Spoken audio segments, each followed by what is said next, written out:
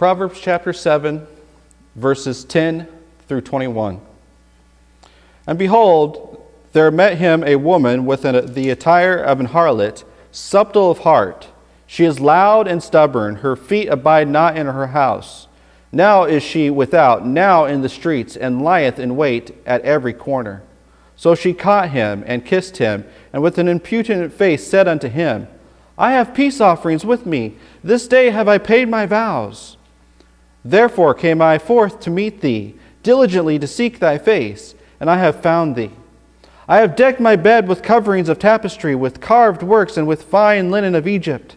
I have perfumed my bed with myrrh, aloes, and cinnamon. Come, let us take our fill of love until the morning. Let us solace ourselves with loves.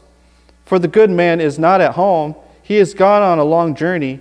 He hath taken a bag of money with him, and will come home at the day appointed. With her much fair speech she caused him to yield. With the flattering of her lips she forced him. Let's pray. Heavenly Father, thank you for this passage. Thank you for the opportunity to consider your word. Lord, I pray that you'll help us to understand the importance of this passage and the attributes given to the subtle woman here, the strange woman, the evil woman, the woman that seeks to destroy. Lord, I pray that you'll be with us as we consider this passage. Help us not to have the same spirit as her. And Lord, I pray that you'll just help us as we consider her attributes. In Jesus' name I pray. Amen. Okay, so in this passage, and probably next week, we're going to be looking at contrast between the Proverbs 10 woman and the Proverbs 31 woman. But today, we will be primarily looking at the aspects of the Proverbs 10 woman. Last week, we looked at the interaction between the simple man, the fall of the simple man, and how that very many strong men have fallen because they've been interacting with such a woman. And then today we're going to be looking kind of at that woman and how that we can, just as in Proverbs chapter 31, it says, there are many virtuous women, but thou excellest them all. So it was a picture of the best you can be, the best of the best. And then here is a picture of the worst you can be in a marital life, the worst you can be with the heart of a woman. And this is kind of, you won't have all these attributes, just like most of us aren't going to have the same attributes in all of the attributes of the Proverbs 31 woman. You're not going to be that perfect, ultra virtuous. You will have many virtues, but you may not have all of those, and you can always strive for them. And that's the ideal, the perfect, the perfection, the pinnacle, if you will. So too is the disastrous woman. Unfortunately, as in Proverbs 31, it says, a virtuous woman who can find? For a price far above ruby. It's like this is something valuable. There's not very many like this. There's not very many of this value, this caliber. But unfortunately, there are a lot. There are more. For every one virtuous woman, there are thousands upon thousands of this type of woman. And unfortunately, it doesn't have to be that way. This woman could strive to be that virtuous woman, but she does not. She does not. And so next week, if we consider it, we will be looking at contrasting the two and how that a woman in this stage in her life can improve herself to be a virtuous woman. And so we'll look at that, and then we'll continue on.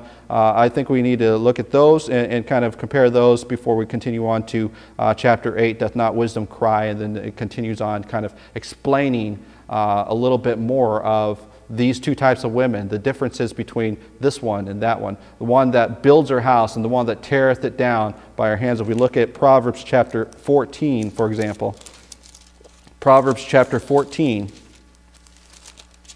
verse 1, every wise woman buildeth her house, but the foolish plucketh it down with her hands.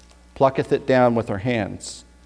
And so we need to be very careful in what we do. And these attributes, though we are using the example of women, Proverbs chapter 10 can also kind of use these similar attributes, talking about wicked men. And so to think, well, this is just women that we're talking about, while the examples is a simple, dumb man being led to the slaughter of a woman, so too it is the example in Proverbs 10 of wicked men leading other men to the slaughter.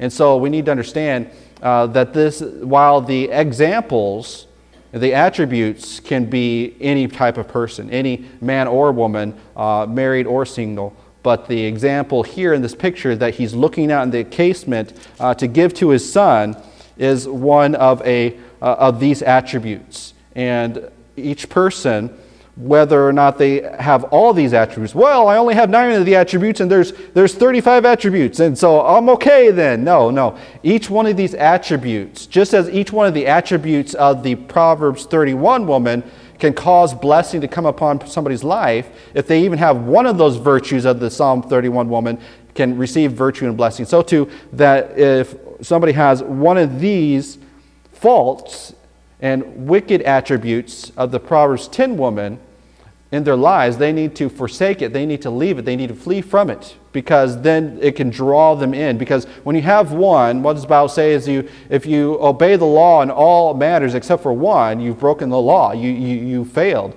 It draws each other in. Just as one virtue built upon itself can build, so too you pull one out of a stack. You ever seen that Jenga? You're building a tower, and then you pull the one out and put it on top, pull the one out and put it on top. If you pull the wrong one out, what happens? The whole thing falls down. It doesn't matter how many virtues you have. If one of these are pulled, and you have inserted the wrong type of virtue, the vice, if you will, into your life, then it will pull the rest of your life down. A foolish woman plucketh it down with her hands. How oftentimes do they say it takes many years to build up a reputation, but only a moment to pull it down? And so we need to understand that though you may not, none of us, whether man or woman, simple or wise, may not have all these attributes, there will be oftentimes one of these attributes will lead to the next one. Verse 10, it says, "Behold, there met him a woman with the attire of a harlot." There met him a woman. First of all, look at this. It says, there met him a woman. It's not some little girl, not some silly, wistful girl looking for a mate. It's somebody who's already grown. It's somebody who is already ought to have the wisdom she ought to have, but instead of wisdom, she has subtlety. Instead of wisdom and building up, she has a craft. She is crafty. She's tricky. She's looking for some way to get what she wants from somebody else rather than building it up herself. Rather than using, and notice this, she's subtle of heart. In other words, she's grown, she's married, she's mature. She ought to have the wisdom that she needs to build her household, but rather she is subtle. You ever hear those stories where people are always scheming to get something? They're scheming to get rich. They want to get rich quick. Rather than building up piece by piece, they want to have the whole thing all at once, instantly. And without it, they would not be content. They spend more effort working and scheming than they do with actually building something of substance. "Behold, there met him a woman." So when she should have been mature, when she should have been grown. Think of that verse where it says that when you should have been able to teach others, you need to have somebody to come and teach you again what be the first fruits, what be the milk of the word. When you should have had meat, you were still stuck on milk. "Behold, there met him a woman." She's grown. She's married. She has the tools she needs to build her life. We'll see in the Proverbs 31 woman, she's grown, she's married, and she builds up her house. This one, she's grown, she's married, but with the attire of a subtle heart, with the attire of a harlot. So notice this here, the first thing we see about this woman is the attire of a harlot. The attire of a harlot. She's not wearing the appropriate clothing. She's not wearing the appropriate clothing of her station. She is looking and flaunting what she has. What ought to be for her husband is for the world to see. The attire of an harlot. It doesn't say she was a harlot, but she was wearing the attire of a harlot. How oftentimes does society allow their young children to wear the attire of a harlot? Modest clothes? Are you clothed in wool and scarlet and such, like the Proverbs 31 woman? Or are you attiring your children with the harlotries of the world? Somebody who looks at a harlot to lust after them in their heart, and then you're wearing that same attire in your life, what are you going to draw to yourself? Are you drawing the mature? Are you drawing the wisdom? Are you drawing the base nature of a person to you? With the attire of a harlot, what are you attracting with your outward appearance? The outward appearance. So she's grown and married. She should have known better, but her outward appearance is that of a harlot. How oftentimes you see these women who, though they're in their 50s and 60s, are trying to look like little teenagers, kind of like little girls, trying to look younger than they are, trying to have the appeal of a woman, to flaunt what they don't really have anymore. It's because they are seeking for something they never had or lost a long time ago. Your attire ought to resemble your station. The subtle of heart. Her inward nature. Her outward nature was because of her inward nature. The attire of a harlot and subtle of heart. Subtle of heart. We think about the subtlety. How the serpent beguiled Eve in the garden. Why, he was the most subtle of the beasts. He was the most sly. He was the most cunning. And that subtleness of heart. In other words, her heart wasn't simple. It wasn't as if there was nothing there, but she was looking for something. She was scheming for something. She doesn't just look like a harlot because she is following the fashion. She's looking like the harlot because she's trying to use it for something. She has an intent. So we see here first the attire of a harlot. And we see how often that the attire of a harlot leads to harlotry. And we see in this life that her attire leads to her harlotry. And we see here, of course, that this outward appearance was based upon her inward nature, her subtlety of heart. Rather than being wise, she was subtle. And there's a difference between the two. A subtle heart has a sort of wisdom, but it's a crafty wisdom. It's something that doesn't care about you. A wisdom builds those around it up. Craftiness says, what do I want and how can I get people to give it to me? It's a difference in there. It's deceptive. The next, she's subtle of heart, and then she is loud. She is loud. What does it mean that when a woman is loud? When you walk into a room and somebody's loud, what is the purpose of their loudness? To pay attention. Why is it that the pastor up here has a microphone and has a booming voice oftentimes? He's being loud. Why? Because he's commanding attention, right? It's the same way in anybody's nature, is that when you are loud, you are desiring what? Attention. That attention can be good, that attention can be bad. And what is it that you are being loud about? She is being loud in her attire, loud in her voice. She's drawing people to her. Now notice this, chapter 8. What does the first verse there say? Doth not wisdom cry? In other words, come unto me, all ye. And understanding put forth her voice. Many voices are calling. She also is loud. Oh, this is a good trait, right? There are a lot of traits in this woman that may be good, but they're put to evil and bad uses. She's loud. In other words, she must have everyone know her opinion.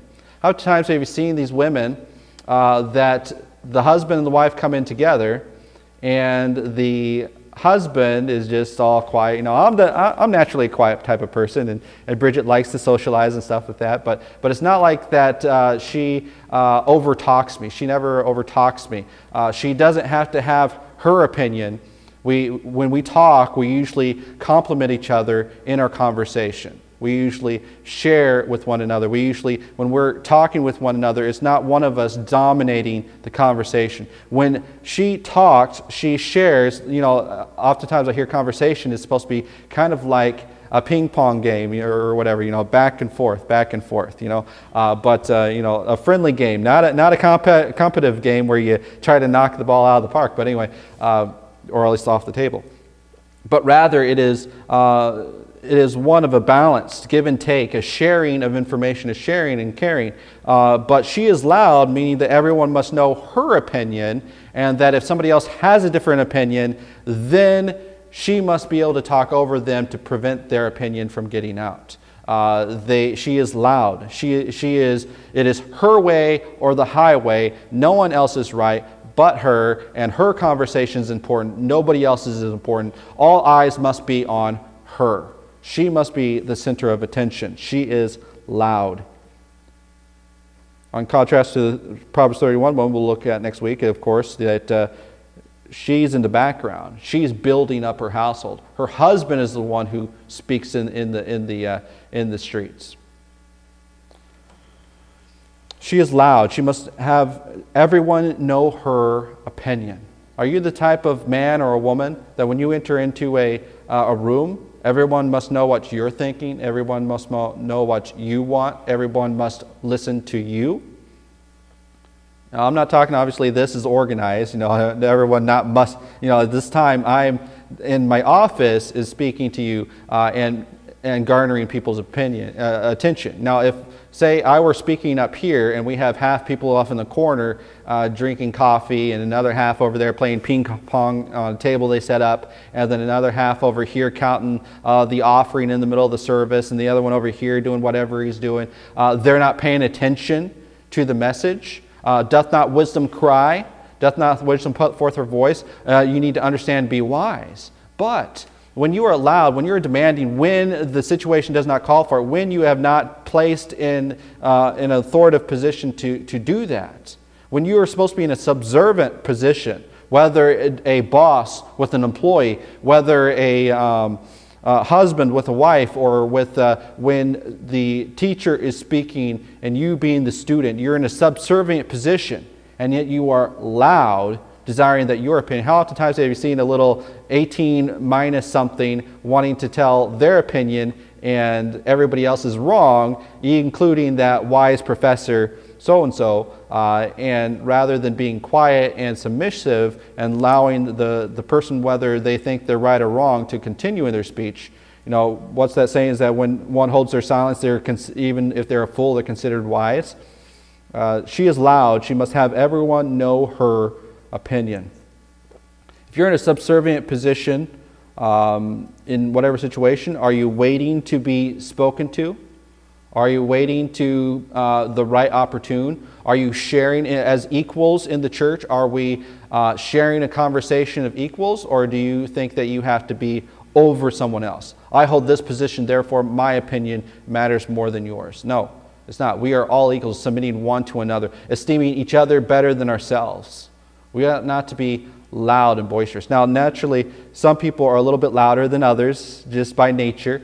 But do they intend to be so loud that everyone else is drowned out?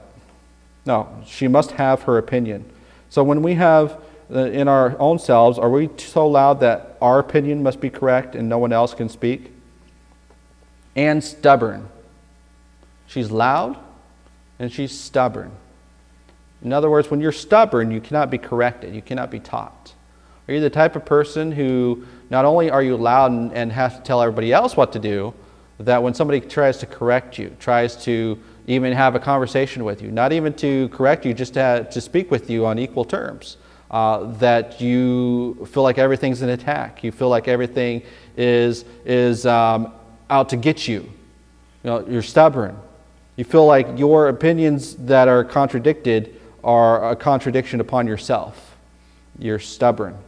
So we see here she is loud and she is stubborn and subtle of heart. When you have those traits, or you have any aspect of those traits, you need to ask yourself, why am I having these traits? Why am I going down this path? Why am I allowing these things to control me? How many times do you see people flip out, in a conversation because somebody corrected them? This woke society.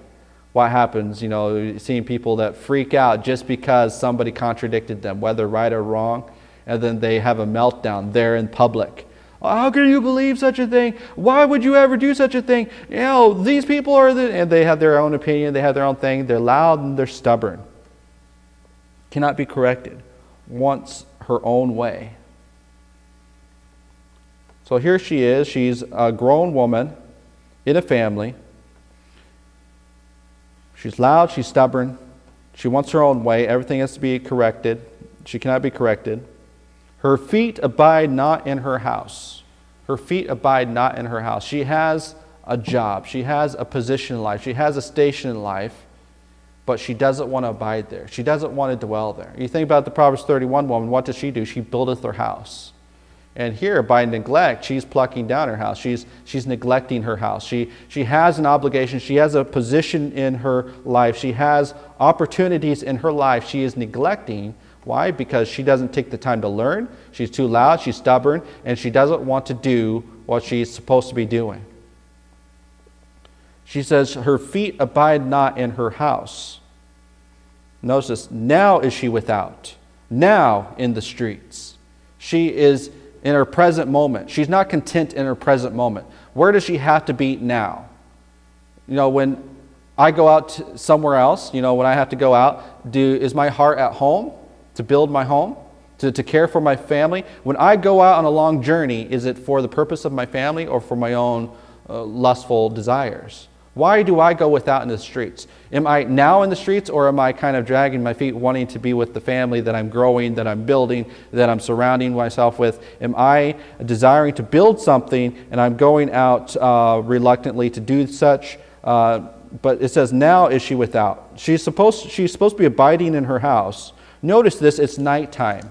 It's dark time.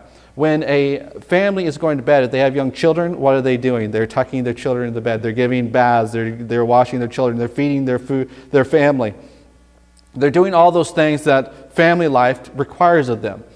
They're taking care of those things. They're doing the household chores. When you get home from school, especially if you're on a farm, what do? You feed your animals. You send them out to pasture. You bring the chickens in. You do all those things that evening night requires. Notice this, it is beheld among the youths, discerned passing through the streets near her corner. She went the way of her house in the twilight, in the evening, in the black of the night.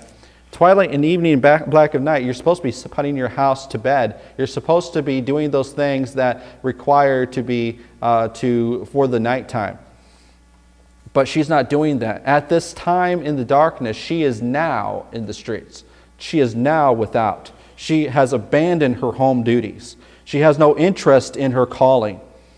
She is available to all. Now she's in the streets. In other words, she's available to all but her own home. She is looking for adventures out there and not within. She is not satisfied with her station. She always has to go out looking for something else. Notice this, she's now in the streets and lieth in wait at every corner. Everything is better than what I got at home. Nothing that is there do I care about. Nothing is there that I want. I want something else. I'm missing something else. I'm lying in wait for that next big thing. She's never content to build her home, to live at home, to do those things that a home requires of her. She is always looking without. She is now in the streets. She is now without, available to all but her home. Now notice that now she is without. In her present attitude, she feels like she's without something. She's not inside of her home. She abideth not in her home. In other words, abide or abode or content within her home has more than just the aspect of being physically present in the home, but rather spiritually present in the home and soulfully present in the home, to where her heart is at home. Now her spirit, mind, and soul is out in the streets. It is without. She feels like she's missing something. She's lying in wait for that missing thing to come in. She needs something to gratify herself, but because she's loud and she's stubborn, she won't listen to her husband. She won't listen to her children. She won't listen to the things that her family needs, nor society. She wears the wrong clothing. She has the attire of a harlot. She desires something that she cannot truly possess. She lieth in wait at every corner, waiting and lusting. So, let's look at verse 13. She lieth in wait at every corner, so she caught him. Because of her wandering eyes, because of her lustful heart, because of her stubbornness for what she wants. She cannot learn, she cannot be corrected, she has no desire to learn of how to care for her home. She is lusting for something that she cannot have. Her husband is out and away and has to do some sort of business. We don't know what it is. A lot of times people, when they go through this passage, want to condemn the husband for not being at home. But we can see also in Proverbs 31 that the husband also left at home, but he could safely trust in his wife to take care of the home while he was gone. And so we see that the fault not necessarily here lies with the man. Rather, in this passage, we see that the phrase good man is used. And whether that's just kind of colloquial term for the head of the household, I think it goes deeper than that. I think he was a good man. But yet she was not. So she caught him and kissed him, and with an impudent face. So notice this, because she has this heart, she has this desire, she has this lust, she caught another man. She caught another man. How many times do you have these people that have affairs, these things? Why is that? How is, it's hard enough to have one wife.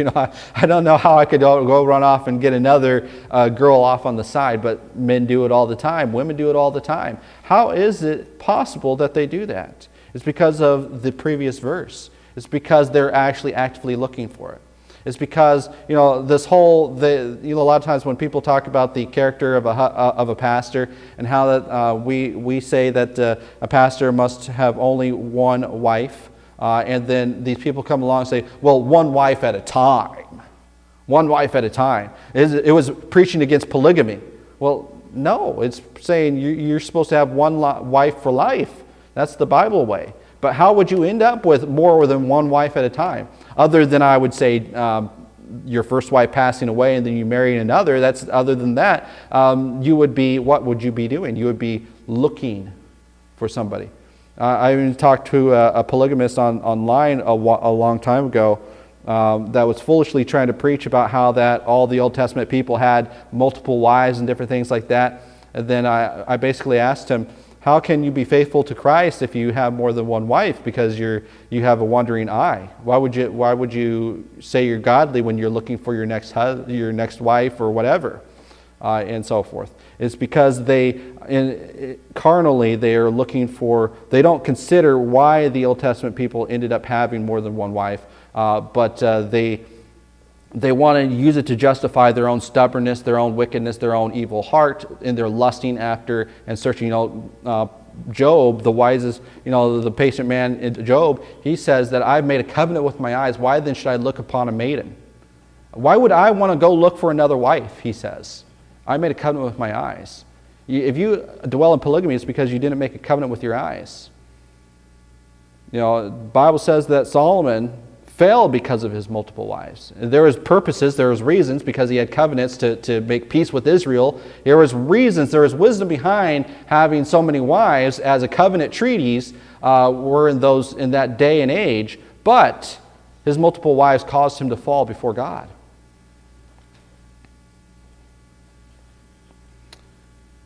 So she does not want a home, but she wants to fulfill her lust in fantasy. Fulfill her lust and fantasy. This simple man she doesn't want to build a home with him. She doesn't want to do this. This is what she wants. She wants to fulfill a fantasy. We'll see in this coming days. So we see here what she really has. She feels lost. She has a loss there. Oh, I'm a victim of my circumstance. I cannot live my own life, so therefore I don't have the things that I have. We see how the Proverbs 31 woman, she took the things that she had in her household and built upon them. And then this woman here, she's without her home. She has a home, but she's without it, and she's looking for something else, a fantasy world that she'll never have.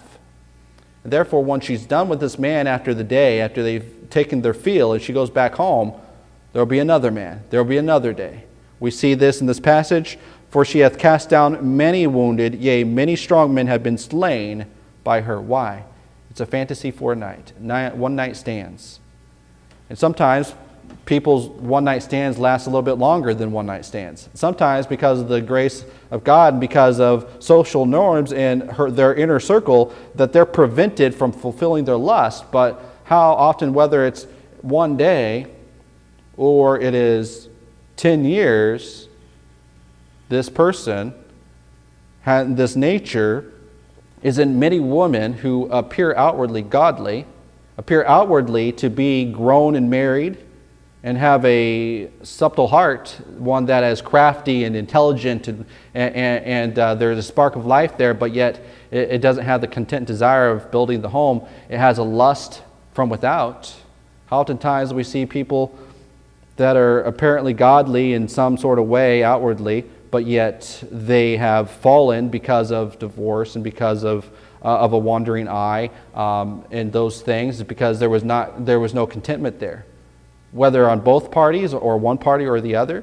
It's because they were looking for a fantasy that doesn't exist. Rather than building upon what they have and fixing what they have, they are looking for a fantasy world, for a one-night stand, to leave the moment, to get out of to leave their world for a moment. They're not content in their moment. They're not content and happy with what they have, and therefore they want to find the next fantasy.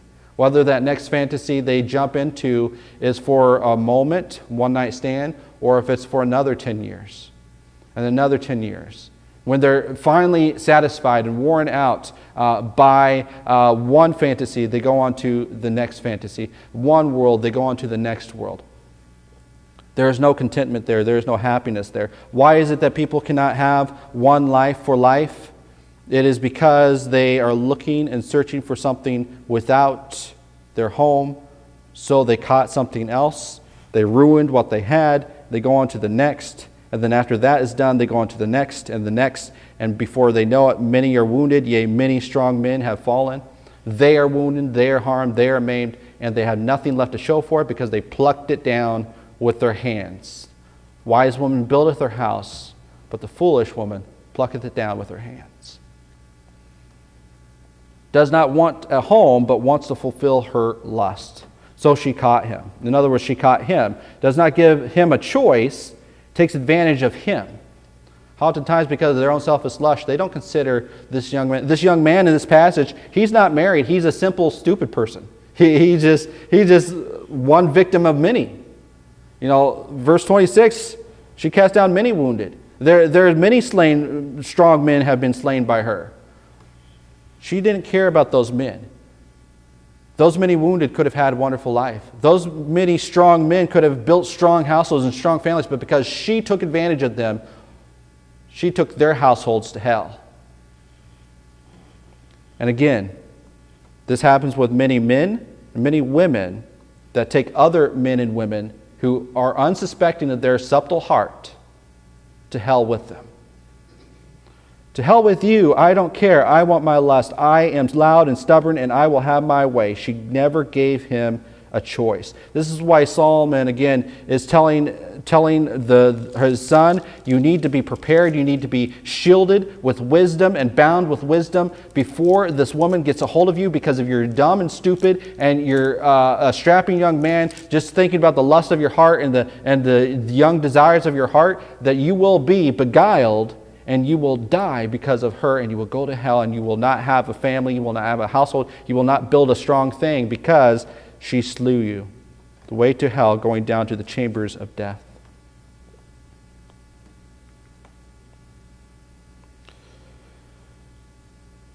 He kissed him. She doesn't ask. She triggers his base nature first. They are always after the base nature. They circumvent the reasoning, they circumvent the shielding, they circumvent the social norms, and they jump in and they don't ask. And with an impudent face, contempt for social duties. They don't care what everybody else thinks, in the sense of they're going to do what they want to do. They don't care about this person, they don't care about that. With an impudent face, I'm not doing anything wrong. I'm the victim here. The household I'm stuck with is not a good household. The husband's never home. This is never good. They're impudent, and they're kissing this person. I've been looking for you. You're going to save me from my horrible attitude and my horrible life, and with you it'll be different. She's impudent for what she doesn't care. Impudent face. Contempt for her social duties. Impudent there means contempt, a contemptible face. She has a contempt for the social norms. She has a contempt for her house. She has a contempt for what she's called to be doing. Said unto him, so notice this, her words do not match her heart and her actions. She's subtle, she's loud, she's stubborn, but with this victim of hers, Oh, so sweet, so kind, so compassionate. Oh, you will understand me and my husband does not. She said unto him, I have peace offerings with me. What is she saying here? God is okay with what I'm doing. He's at peace with what I'm doing. How oftentimes people, notice this here, this woman, grown, married woman, subtle of heart, she's not an atheist. She doesn't hate God. God's good with what she's doing. She's not the victim here. It's everybody else that she's left. She's not in her house. It's everybody else in her house that's holding her down. She's the victim. She's without. I have peace offerings with me. God is okay with me. I'm the one in the right. This day have I paid my vows. I did whatever I could do for peace. I did whatever I could do to save my family, and it didn't work. Impudence. What she says does not match what she's doing. She's destroying, plucking it down with her hands, and yet she claims that she's the victim. She claims that God is on her side. She claims that she did whatever she could to save her family, to save her house. And now, because she's in such a horrible condition, this man, this dumb oaf, is going to rescue her and save her from a world of hurt and horribleness. And it's only a little bit of joy in her life comes from this poor little man. Therefore came I forth to meet thee. You're such a godly man. Look at how I was a godly woman and how that I paid my vows. God is at peace with what I've done. Look at what I'm doing. I've paid my vows. I did what I could. I did my part to make peace with my family, but it just didn't work out. Therefore came I forth to meet thee. There's many wounded in her eyes. She's lying in wait for whatever lust she wants. But thee, you're going to be the final one. You're going to solve my problems. You're going to be the godly man. Perhaps maybe this man's another Christian, but he's never, protected himself with wisdom. He's never been discerning. He just, through the lust of his heart, he's like, oh yeah, this woman, she's a godly woman. She's built a household. She has a wonderful family. She has all these wonderful things, and that man of hers is just not treating her right, and I could do a better job. Oh yeah, we can make a wonderful family together. He may be thinking family. She's just thinking lust and fulfilling whatever she wants in her fantasy world, whatever that fantasy might be. She claims that she came forth to meet thee. Notice this, she predicated meeting him with God's okay with what I did. I did what I could for peace with God and man, and you are going to rescue me. Damsel in distress. You've come, you've gotten me. I diligently to seek their face. In other words, I'm careful and I'm discerning. I didn't go around looking for anybody else. I'm looking for you in particular. You're the special one. You're the one who God truly made for me. How oftentimes do the subtle heart build up and flatter the flattering lips? Flattering lips. She kissed him with her lips. The impudent face, that duck face, lips and stuff. I have made peace offerings with me. She's putting God on her side. She's appealing to his godly nature. I'm careful, I'm discerning. She's appealing to her safety. She's discerning. She's wise in her craftiness. I have found thee. I'm only looking for you. You're the one for me.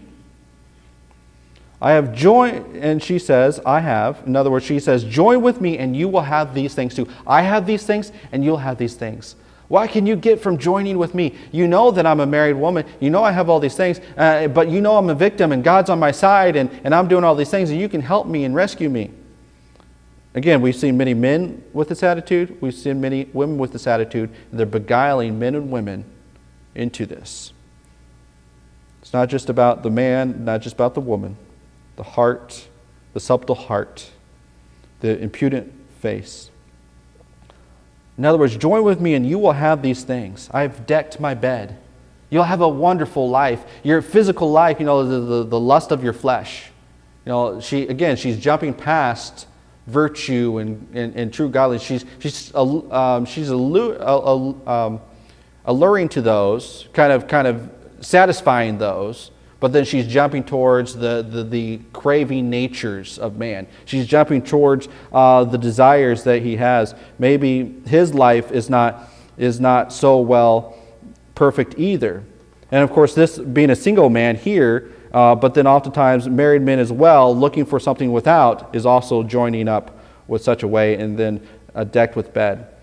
Rarely when somebody has an affair is it just of the mind. I have an affair with a woman of the mind. No, it's always sexual. It is always physical. I have decked my bed. She's prepared to have a wonderful time with him and him alone. I've decked my bed with coverings of tapestry. Tapestry are basically blankets with pictures on them. And basically the images of a good life. The images of what could be. You know, how times do people do not live in what they actually have, but they live in a fantasy world of what could be. You know, things that are impossible, but yet, if I could just only have that, the images of a good life, with carved works, things that have been carved with skill and labor and craftiness. How times we look at things, oh, if I could only have that life. Look at TV, for example, the shows that are crafted and carved and well developed, and that perfect person on the picture, that perfect person in the show. Oh, if I could only have that. See, we can see in her decking of her bed what she desires is to have a perfect life and crafted perfection. Rarely do men come in you see those crafted statues of Supermen. Rarely do men look like that. We got the pot belly, we got the dopey arms, we got the balding hair. We don't have the muscular wavy hair, Gaston or whatever, in the show. We don't have those things. We're rarely the beauty, we're often the beast, But we see here in this passage, join with me and you will have these things. You'll have wonderful carvings of tapestry, the imaginations, the carved works, the fine linen of Egypt. How oftentimes do people desire the finer life? You look at my car, you look at my house, it's okay, the car is okay, it's starting to fall apart, strapped together, not with tapestry, but duct tape. And it's rusting a little bit. Those are not the finer things of Egypt. I don't have a Rolls Royce. I don't have the nice fancy car. I don't have the super mega mansion. What are those things? They're imagining something perfect. How many times you see on the carved perfection of a show that everybody's driving a super Honda, Ford, Chevy mega vehicle? Whether it's super electrified or super decked out truck or whatever, it's the latest and greatest. Why? Because the car companies want to sell you a car, and so they got to get pretty cars in every show. With fine linen of Egypt, the finest things, their fantasy of finest things. You don't have fine things in your life, but if you join with me, you'll have all these wonderful things. She's promising them the world and the universe that don't actually exist. I have perfumed my bed, the greatest smells and sensations. If you join with me, you'll have greater sensations than you ever had in your life. The best sensations, with myrrh and aloes and cinnamon, myrrh soothes cramps. Maybe that hardworking man who needs to be relieved has a good smell, and aloes relieves burning and moisturizes. It feels good on the skin. And then cinnamon, good for the stomach and good for taste, good for food. And you think of all those things. Come, let us. Now it's like, I have these things. Come with us. Join with me. Come together as one. Let us take our fill of love. Notice there is no reality of life in any of the things she's desiring. Life is hard, but she is looking for a fantasy world that does not exist. Everything's crafted to perfection.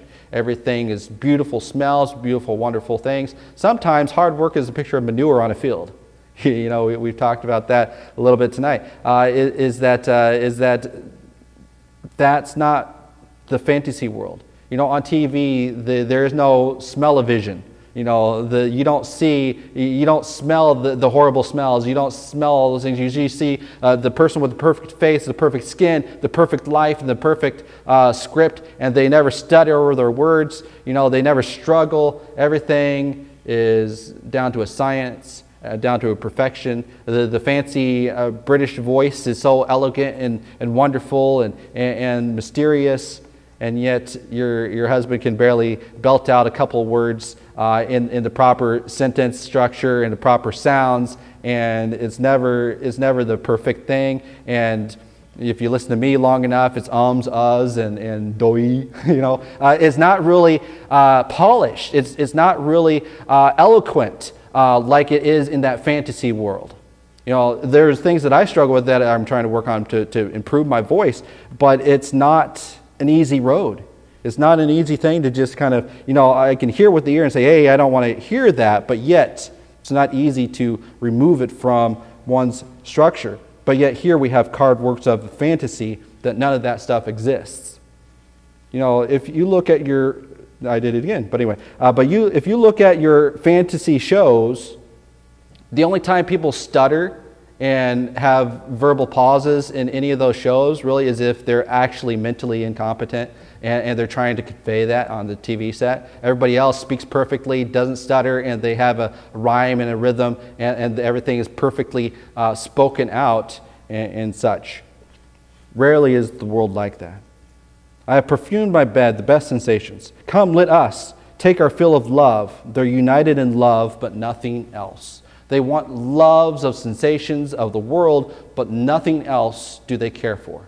Oftentimes when somebody is Twitter-pated and they come together in love, but then reality sets in after the honeymoon and they realize, oh, I didn't get just love with this person. They fell in love with the person in love, but they didn't fall in love with the person in the sickness and health, the good times and the bad times.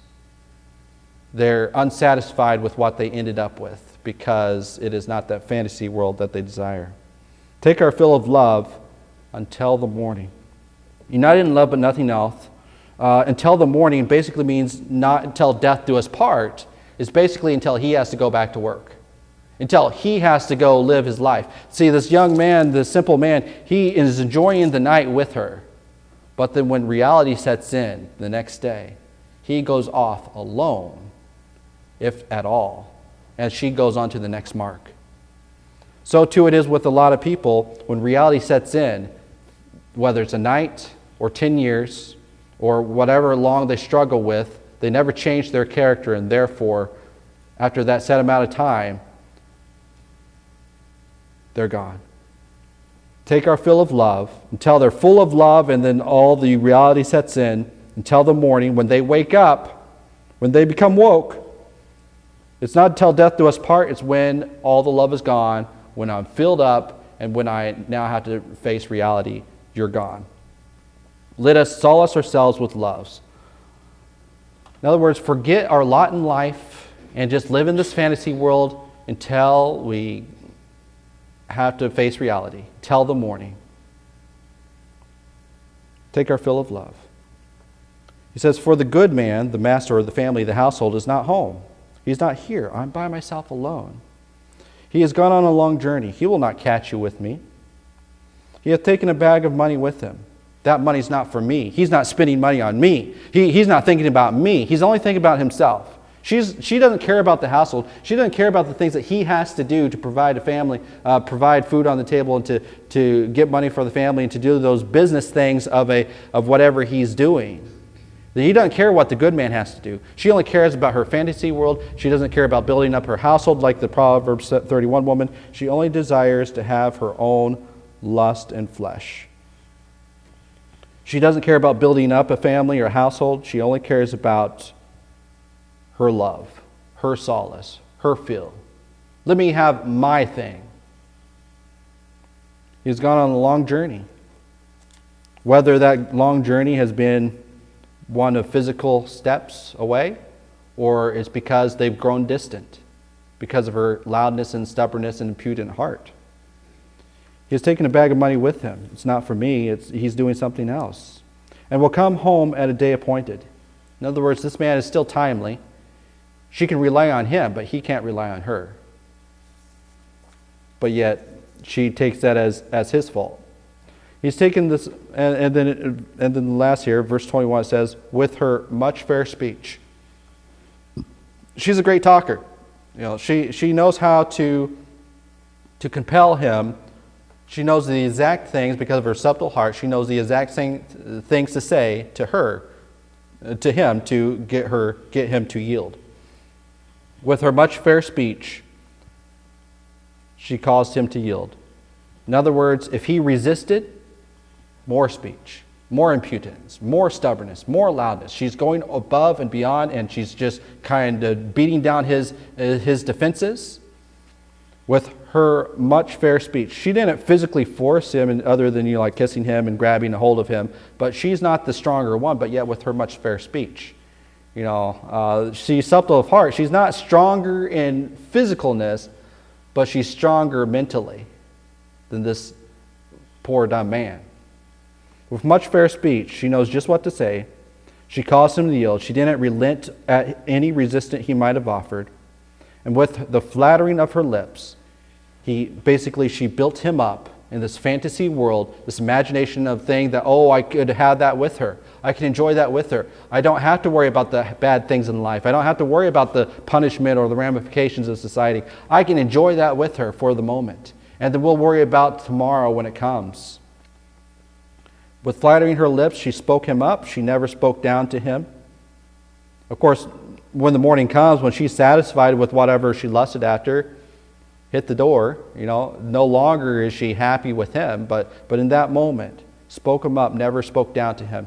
Never, think maybe if she spoke to her husband that way, maybe a little bit better. But here, she, looking without her family, spoke him up, never spoke down to him. She forced him. See, there's more than force is than physical force. With her mental acuity, her subtleness of mind, and her fair speeches, and building up and knowing exactly what to say, her skill and her craftiness, she forced him. His mind was no match for her skill and ability. See, this was no simple woman. She forced him. The simple man never had a chance. See, she had a skill, she had a wisdom, she had ability, but she never used it for the right things. She never used it for her household. She was never wise in that way. So we consider those things. We need to think about how that we should not be stubborn. We should not be subtle of heart. We should have wisdom in the things we do. We should be considerate in those other things. Last week we looked at the poor dumb man who was simple, who never had proper understanding and fell by her. This week we looked at her.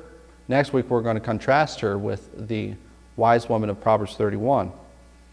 And then we'll consider what type of woman are we? What type of nature are we? We as men, we as women, we can both have this nature. We can have this wandering eye. We can have this personality that's not content with home, not content with building up our house, but in foolishness, plucking it down. Thinking that it's our life situation that's causing us to be a victim. Thinking that if I could only have this fantasy world, everything would be much better.